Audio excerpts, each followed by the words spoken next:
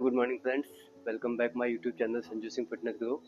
आज मैं आपको बताऊंगा ट्राइसेप्स की एक बहुत ही बेहतरीन एक्सरसाइज जो आप जिम में आके कुछ यूनिक सेट करते तो हैं लेकिन गलत करते हैं और एक गलत वे में करते हैं जिससे आपका ट्राइसेप्स का जो मसल्स है वो ग्रो नहीं होता है। तो आज मैं आपको बताऊंगा किस तरीके से इसे यूज़ करना है। सबसे पहले तो आप स्ट्रेट बार जैसे मैंने लगाया है आप इसे यूज़ करेंगे। उसके बाद आप इसे इस तरीके से पकड़ेंगे, वेट अपने अकॉर्डिंग चूज़ कर लेंगे। और उसके बाद मैंने देखा है आजकल की जो जनरेशन के लोग हैं वो कुछ ऐसे यूज़ करते हैं, लेकिन इससे पूरा आप में मैसिव पंप नहीं आ पाता है।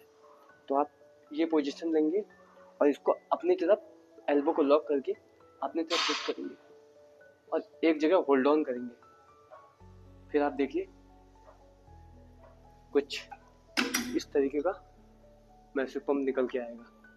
तो आप एक बार जिस तरीके से मैंने बोला आप इस तरीके से एक बार यूज़ कीजिए, आपको एक अच्छा रिस्पांस मिलेगा।